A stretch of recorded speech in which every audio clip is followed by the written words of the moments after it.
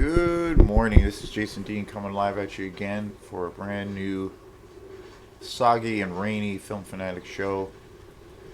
Live from Film Fanatic headquarters. Hope everyone's doing good. It is Friday morning, June 26th, almost the end of June. Crazy, crazy, crazy, crazy, crazy times.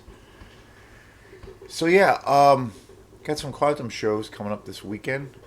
Tomorrow, Saturday, we're going to be playing at the Poor Farm in Union, which is a really awesome spot. It's kind of nestled back in the woods. It's got this long. It's a cool, really cool spot, and it's funny. Even though I've been there, a ton of times, I've been fortunate enough to over the last you know bunch of years to play gigs there. But I've gone there a bunch of times too, just to see music and to have beer. I don't usually get there as much, like to go as a just a spectator and hang out like I used to. Used to go there quite a bit, on Sundays or Saturdays with some friends, but I generally don't really do that too much. I don't really. It's funny. I don't really go out for beers with friends to just like go out to a bar. I don't really do that anymore. I kind of like maybe dinner occasionally, but mainly now if I go out with friends or do something socially, it's usually like to go to see a movie or to go see music. I don't usually go out to just drink for the sake of drinking. It's funny. But anyway, Port Farm's an amazing spot. Been fortunate enough to play there a lot, and it's as far as microbrewed beers, I'm a beer guy, and it's my favorite beer around. I think they make the best beer, and there's a lot of great places that make good beer here in Maine. Kind of spoiled. But over the years, you know, kind of have, I guess it's kind of a little bit of a tradition, but I've played at usually every summer I play a quantum show at the Poor Farm. They have a nice outside kind of deck area, and if it rains, you can play inside as well as an option, which is I've played a lot out on the deck, and I've also have had to play inside. I've played there with quite a few bands over the years as well, but it's a super fun place. It's a pretty kind of a chill environment. It's not like it's a kind of a laid back spot, but I really enjoy it. They usually have a food truck usually with all of their events. They don't do a whole lot. They stay open during the winter. I think they do close for a little bit, but they don't do very much music. And during the summer, they do a lot of music and a lot of events and things. But if you're around, come on by. It's gonna the show Quantum show will start probably like about probably about 5:30, and we'll go till about 7:30 or so. Give or take a few minutes or whatever. And then on Sunday have another show, another Quantum show, which is a brand new place for me as a band playing as far as new venues is the Sea Hag Cider, and that's in Rockport. Really cool spot. I played my first gig there about a little less than a month ago, and it's Sunday, this coming Sunday, and it starts at 2 o'clock. And I think if the weather is decent, they'll have us or have me out on their deck that they have. The first time I played there, I played inside, and yeah, it's a really cool spot. Really, really cool spot. I had a really good time. Got to do, you know, music and I don't know, kind of a style of music that I don't get a chance to often do with this band. More of the loungy, kind of jazzy, improv kind of stuff. Jazz is a big influence on the music that I write. So, and I try to I don't know pull from some of those, along with a lot of, I mean, obviously movie soundtracks, those being the biggest, specifically horror movie soundtracks, and obvious electronic music that I listen to, and hip hop and noise and all that stuff that I love a lot. That I draw from rock even. Jazz is a big thing for me as far as a fan, and I try to incorporate some aspects of that music into the quantum, and I think I think it kind of shows up a little bit in the more ambient stuff that we do, in the more mellow stuff, and so I don't get a chance to really do that kind of thing anymore. We used to have gigs years ago where we would have to play like 3 hours, and so we would have to like play pretty mellow stuff. Usually, we would be playing, for kind of a dinner crowd ish kind of a thing, and then transfer into playing the more heavier dance stuff. But a lot of the gigs that we play or have been playing over the last few years is kind of more of where we're sharing the bill with other bands, and so we have pretty short sets. So we typically do like maybe 40 minutes, sometimes less, and so it's cool to kind of experiment, stretch out a little bit, warm up. Is it takes me a long time to kind of warm up, I think, as a musician, because I'm just a pretty sloppy player. So, but come by it, and it will be super fun. Looking forward to it. 2 o'clock Sunday at the Sea Hag Cider, right in Rockport. So yeah, and other than that, going to see some movies. Hopefully, again, I've been going to the movies a lot, and it's been really, really, really cool. The last movie I saw, which was last weekend,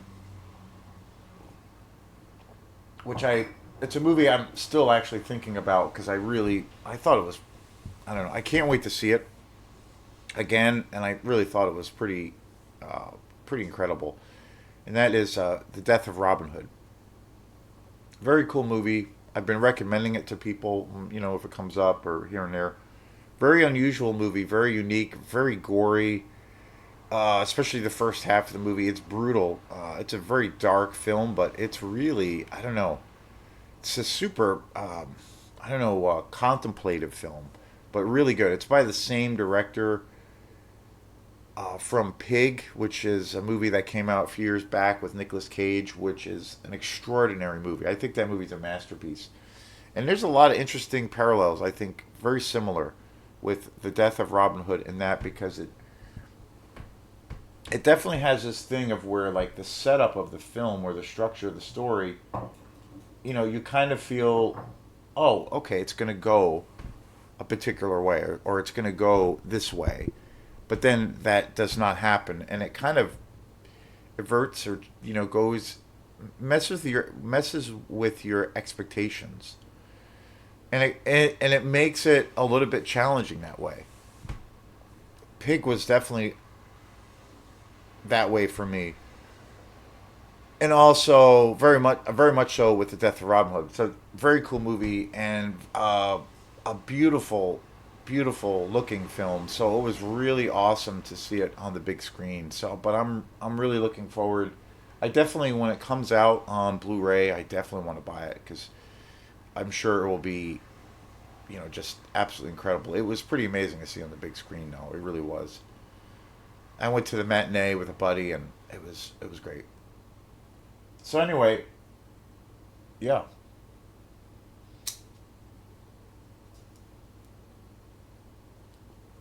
and it's funny because I do get kind of inundated, and then I get a little bit sidetracked with certain movies that I want to talk about, but then I don't get to because of I see this, and then I'm like, oh yeah, I want to do a show on that, or so I kind of go back and forth. But I do have lists. Usually have like a list going, like an actual list of movies that I'm meaning to get to, and then I also been making these lists on my phone of movies that I've been wanting to talk about. So I kind of go back and forth, but then I see something, out of the blue, for instance, or what have you, and then I'm like, oh, I got to go see this. Lately, it's been really cool because I've been going to the movies a lot more lately, which has been so awesome. And so I've had a lot of movies to talk about in regards to that. So very, very cool. Um, so this movie that I'm going to be talking about is actually a movie I've been wanting to um, discuss for a while, really for quite a while. And I just, it was one of those movies that I'm like, man, I really thought this was incredible, and just it's such an epic film, but there's a lot going on, and I was like, man, I think that this movie, I need to rewatch this movie again to kind of get a grasp. Like I know I loved it, and it's a fucking amazing film, but there's so much going on, and it's a pretty long film that I was like, man, I need to. I want to kind of rewatch this film again before I talk about it, and I started watching it again, and man, it's kind of, I don't know, it's kind of unlike any other film I've ever seen, really, and it's a part of a style that I'm pretty familiar with, and I have seen lots of films in this particular style, and also I really love a lot of the culture that is part of this style of filmmaking, and I really love the music that is a big part of this style, and that is Bollywood.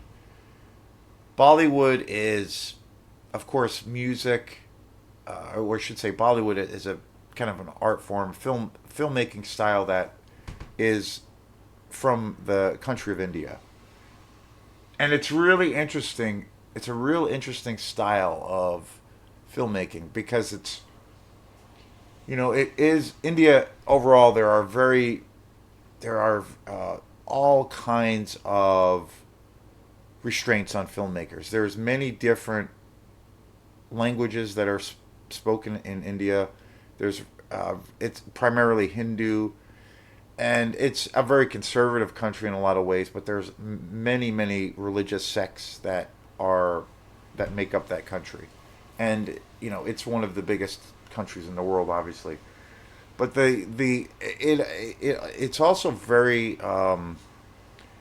there is still the caste system in India, which obviously affects the art, where people are more or less slaves to the systems if they were born to parents or born into families that are very poor. That it's virtually impossible for them to ever get out of that and to achieve any kind of success. And there is this caste system, and there is a very, it's a culture where religious beliefs and fundamentalism is a massive part of the culture, and religion and politics, I feel, are of the same thing.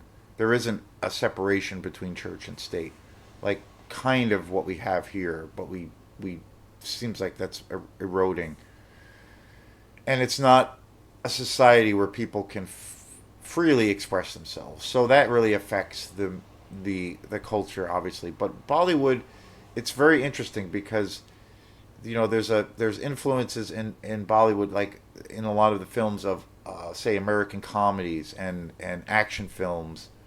A lot of Bollywood is very much part of kind of like, I feel, of the exploitation world. A lot of low budget, a lot of strange and you know interesting and strange taboos that are explored. And but there are a lot of restraints. Like if you see, it's really funny if you watch a Bollywood film, and they're known, I mean, for their being, you know, say the cinematography is so over the top. There's all these, wild colors. The template of colors that are used are just extraordinary, and it's just popping with life. But whenever there's like sexual aspects, everything is super kind of censored, and everything is kind of implied to a degree. So it's very interesting. And the movie I'm going to be talking about today is just, I don't know. I kind of feel like, I don't know how else to describe it.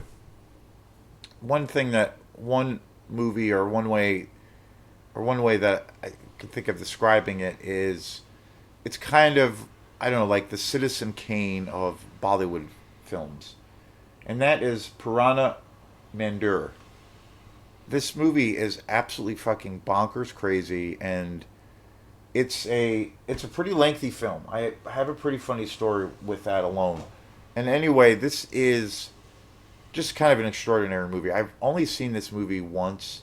It was put out by my favorite company of all time, and that is Mondo Macabra. And I've talked about Mondo Macabra a lot on this channel.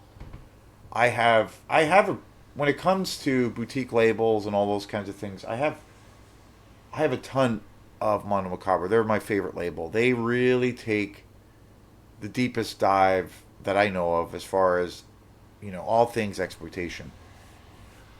They also have a big focus on a lot of Asian cinema.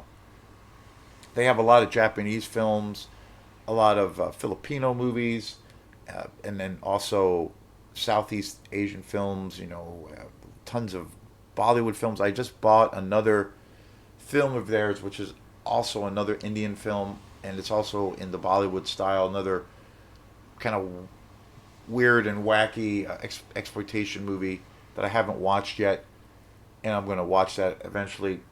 But this movie, I've seen quite a few Bollywood films, over the years here and there. I've been, I have a few CD compilations of a lot of Bollywood music, and I really love that music a lot because that music is, again, it like incorporates, some Western influences. Obviously, the traditional kind of Indian music or Indian style, or rock, or it incorporates elements of rock and also like traditional Indian music, but also electronic music, uh, like American disco. It's just absolutely incredible, and it's just really wild, and it's just absolutely incredible. The first time I ever heard music that had, I guess, well, it's kind of odd how I got exposed to the Bollywood style. But a long, long time ago, there was and it's an incredible movie. I think I have reviewed it, but there was a movie, actually an American, Terry Terry Twygoff, I think is his name. Probably pronouncing his last name wrong. Really great director, but he did a movie quite a few years ago with Scarlett Johansson and Thora Birch called Ghost World. An extraordinary movie. The movie's a masterpiece. Steve Buscemi is also in it. It came out many, many years ago, like maybe 20 or 30 years ago now. Scarlett Johansson's in it, Thora Birch, Steve Buscemi, and it's a kind of a black comedy. It's a kind of a twisted movie. It's really funny, great, incredible music, kind of a satire. But there's a big kind of Bollywood influence in that movie, and there's some music in it there's some music that's used in that movie that is, I think, actual Bollywood, of the Bollywood style. And I remember years and years ago, and when I first saw that movie, I was in my 20s, and that was kind of the first time I ever heard, I guess, what you could call or say as the Bollywood style, like this really unique, weird hybrid music of like, you know, dance music, electronic music, rock, a little bit of psychedelia, traditional Indian, folk music, if you will, um, and this weird hybrid. And a lot of the songs were, about love or sex, but they were not, say graphic. Everything was implied, and they were just really, it was just really cool music, and it was actually through that movie that was the first time I ever heard that style of music that is part of the Bollywood culture, if you will. And it just fascinated me. And I was like, "What is this? This is so cool!" And I remember buying a bunch of Bollywood compilations of albums at that time. I got a handful of these records, CDs of these Bollywood compilations, and a lot of this music was from like the late '70s, also in the '80s, and I just kind of loved it. I just got obsessed with it, and then I remember seeing a few times a few older films around that time that were more like kind of Indian soap opera television shows that had the Bollywood elements, and seeing a handful of other Indian films that also were very much part of that culture. and I was like, this is so cool. Like this is like some of the coolest shit. And it was a real big, fun kind of discovery for me. And I at one point also had gone to India, and I was there. I stayed in I guess stayed, or you could say lived in India for about 2 months, a long, long time ago. Kind of around that time when I saw uh, Ghost World, and it was real wild because every TV network that anytime I watched television while I was in India, everything was Bollywood. Even when you were in the airports, they would show these Bollywood music videos, and it was just wild, wild. And so, but really, Ghost World that was the way I got exposed to the culture, and super interesting, super fascinating, and just wild and unique, um, and I think being that I'm a fan of electronic music, big time, my favorite style. There's a lot. There's a deep connection to electronic music, in Bollywood, and I feel like that's a natural thing, and it is dance music. It is dance music, even though it gets pretty wild. It's a little bit weird and quirky, kind of goofy and playful. There definitely is that link to that style. But anyway, with this film here, Purana Mandir, I bought this cold because again, Mono Macabre is my favorite label of all time. Anytime I come across a Mono Macabre title that I don't have, I don't even look at the movie. I just snag it up because I know it's gonna fucking rule, and that's always the case. And I watched this movie when I bought it. I bought this movie a few months ago, and then last night I was like, because I kept thinking about after I watched this movie, I was like, man, I gotta do a video on this because that's traditionally what I do with this channel is I'll watch a movie and then I'll talk about it the next day or the next morning like I am now. But then it was interesting because I watched this movie one time and I absolutely loved it, and I was just like, this movie is kind of breathtaking and it's just wild, and it's very much a horror film, which I haven't really seen too many like hardcore horror films in the Bollywood style, so it was really interesting. I was like, instead of having that impulse of like, man, I got to talk about this movie, I got to talk about this movie, I was like, I think I'm going to sit on this movie for a bit. I was kind of inundated with other movies,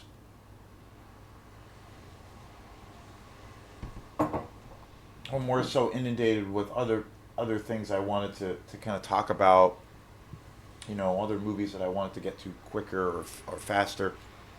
And I had this. My first reaction was, I think I'm gonna wait and watch this movie again first because there is so much going on in this movie, and this movie is incredibly epic. And there's a lot to digest. There's a lot of elements in this movie. There's a little bit of romance. It almost at times feels like this movie has like this music video kind of quality to it. It's also pretty gory. It's actually very much a horror film, and I thought that was really really unique. And it's also like the music and the cinematography for this film is just absolutely breathtaking. I mean, it's kind of jaw dropping. I would love to see uh, Purana Mandir like on the big screen. Like that would be fucking insane. I've never seen a Bollywood film on the big screen, let alone a horror film like this movie is. And there's a really cool special features component of where there's like there's a film historian who is very knowledgeable about the style of films, and he gives this introduction to the film before you watch it, and he was talking about how this was like one of the biggest, one of the most financially successful movies in Indian cinema, period, and especially Bollywood. Like this was like the third or fourth biggest grossing movie of all time in all of India, and for this style. And it was really really unique because it was it's definitely a horror film. And I hadn't really or haven't seen very many films in the Bollywood style that have that that are horror films. So it's really unique, really interesting.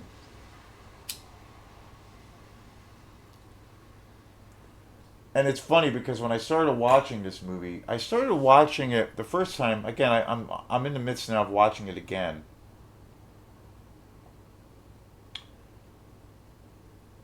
and because again, I wanted to like, you know, I wanted to. There's so much to it. I wanted to take some more time to sit with this movie. And the first time I watched it, I think I started watching it a little bit on the later side, like 9 o'clock or 10 o'clock, which isn't late, but you know, that's kind of my typical time when I'll watch a movie usually.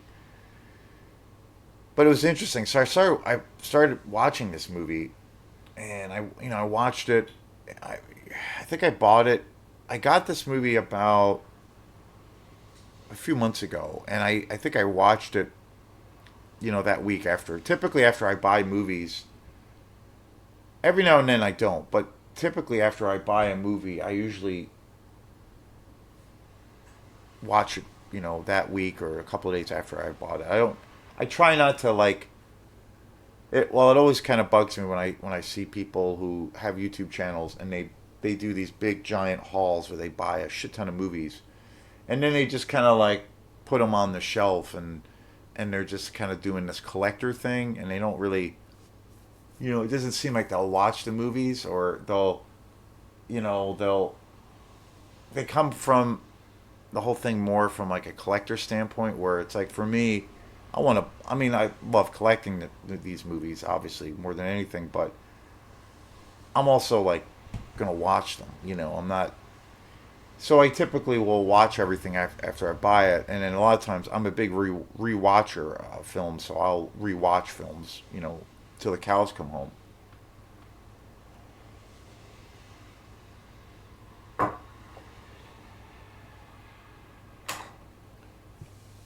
Every now and then I won't do that. Like there's a couple of movies I still haven't watched yet that I did buy a while ago, which I will.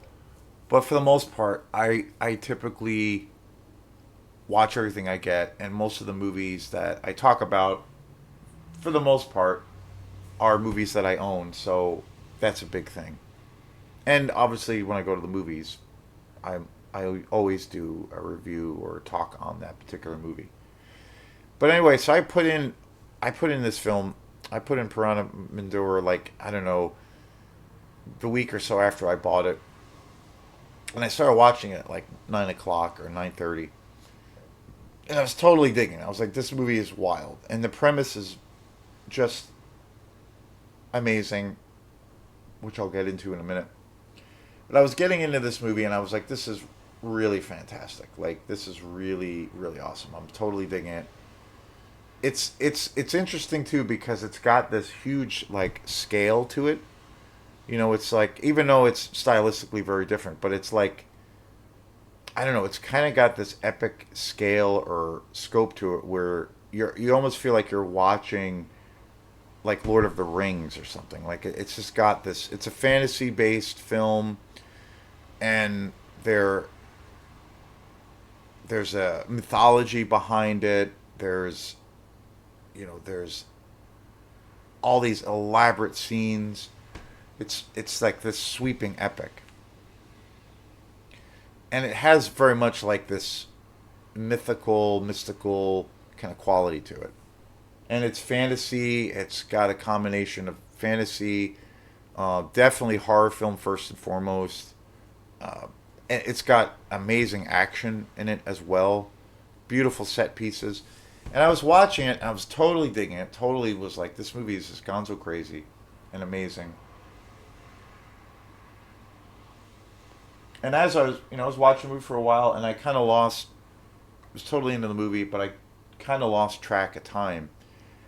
And I'm like, wow, I wonder what time it is. And then I looked at my phone, and it was like 12:30. I was like, whoa, okay. So I've been watching this movie for like over 2 hours,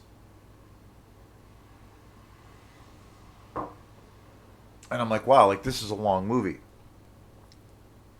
And then at that point, when it was like getting to feel like, and it wasn't a case of where I felt the movie was dragging, but I was like, this movie is a lot longer than I thought, because a lot of these really low budget exploitation movies that Mono Macabre puts out, and in general, a lot of exploitation movies, a lot of slasher movies, everything in the style. For the most part, a lot of these movies are pretty short. They're all like an hour and a half, maybe 2 hours tops. But generally, most most of these movies in this style are like an hour and a half. They're not very long. I mean, nowadays, a lot of movies in the theater are pretty long, and sometimes that can be a little bit of a pain in the ass. But if the movie's really good, that's fine. But traditionally now, I don't know. I feel like it's kind of swung the other way as far as lengths of movies go. But I think a lot of films in the 70s, more so with the exploitation world in the 80s, films are pretty short. They're pretty direct, but like an hour and a half, more or less. A lot of movies nowadays are like 2 hours plus, though. Like it's a thing. Even for like Pixar movies, kids movies, it's really weird. Like they're even long. Like Mario Brothers, the Brothers Pixar movie, and some of these other animated films that have come out. Kids movies essentially are long, like 2 or 3 hours, and it's like what? But anyway, so I was watching this movie, and I'm like, man, I've been watching this for a while. I wonder how long this is, and I didn't know. I didn't look up the length or how long this film is because I don't. That's not something I'm going to do usually. And then I looked it up, and I'm like, holy shit, this is 3 hours long. And I was like, the exact time for this movie is 2 hours and 55 minutes, and I was like, holy shit. I had no idea, and it's like this. It's wild. But then I finished watching it, and by the time I was done watching it, it was kind of late. I was a little bit tired, but I was like, holy shit, this was a fucking epic film, epic. And it's funny because a few weeks ago I was at Bull Moose, and I haven't watched it yet, but I bought another Mondo Macabre title, and it's another Bollywood horror film. And I looked up the time, and that movie's also about 3 hours. Yeah. So it's an investment of time, but totally worth it. Totally worth it.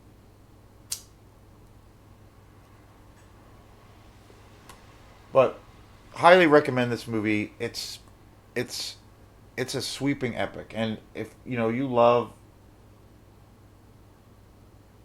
epic, a horror film that has this like epic scope, this is the movie for you.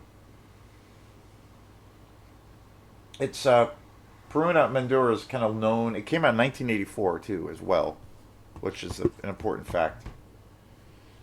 But it came out in 1984, and it's looked and regarded as like kind of a landmark in this style. And it was directed by the Ramsey brothers, known for their blend of supernatural horror, music, and comedy. This movie was a massive box office success, and it basically tells the story of a young woman whose family is cursed by a demonic magician named Samari, leading her and her lover to confront the curse of the ancestral village.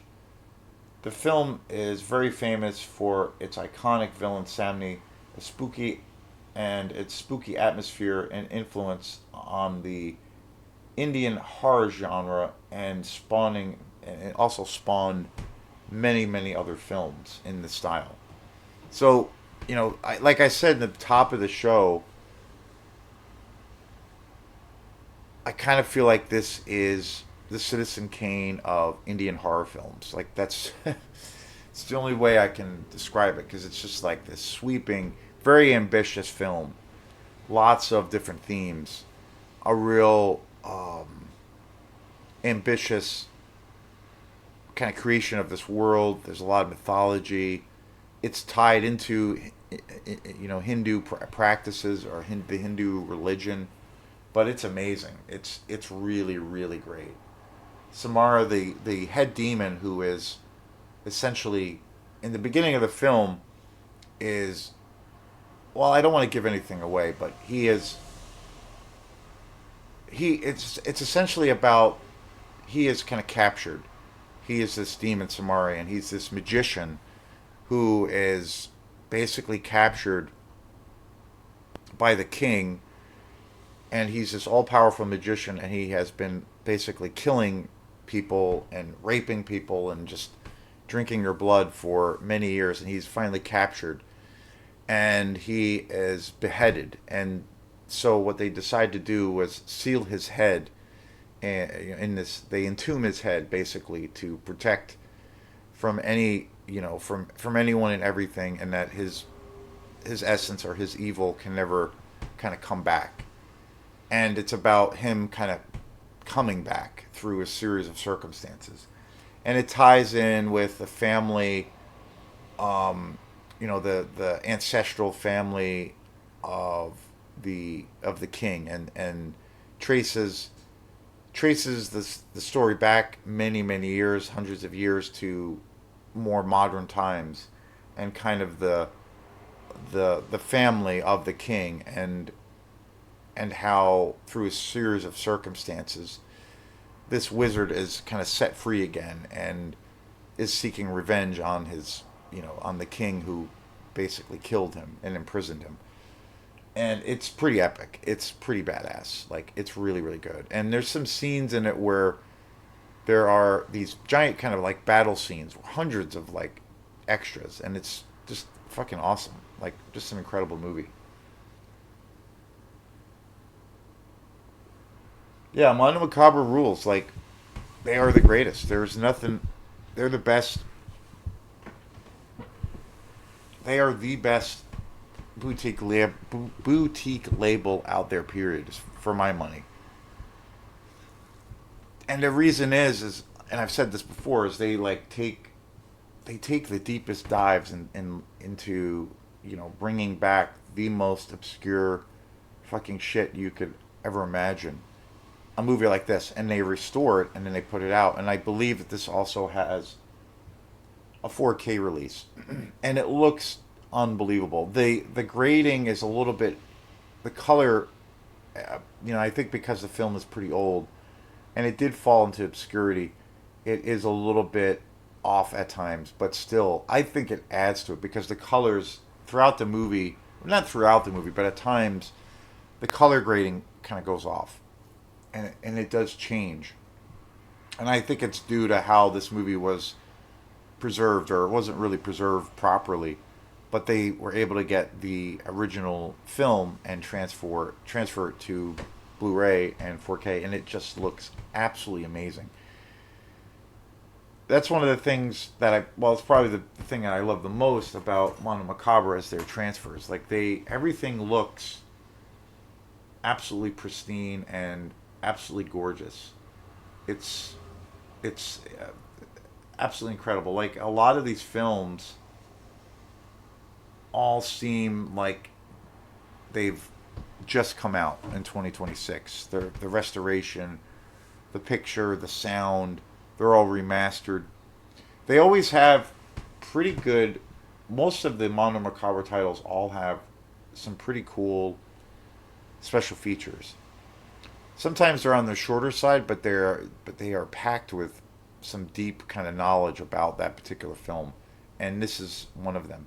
The film historian who talks about this movie, you have the option of, there's some trailers on here, but you have the option of watching the film just as it is, and you also have the option, which is the one I've been watching, with an introduction by this film historian, which I can't remember his name offhand, and it's like pretty lengthy. He talks about the movie about 15 or 20 minutes before the movie plays, and he goes into the history of the movie and kind of the significance and kind of the importance of this movie and how influential it was of its time in 1984. But really cool, really, really cool stuff. Amazing. And Yeah, Mondo Macabre rules. So thanks again. Peace.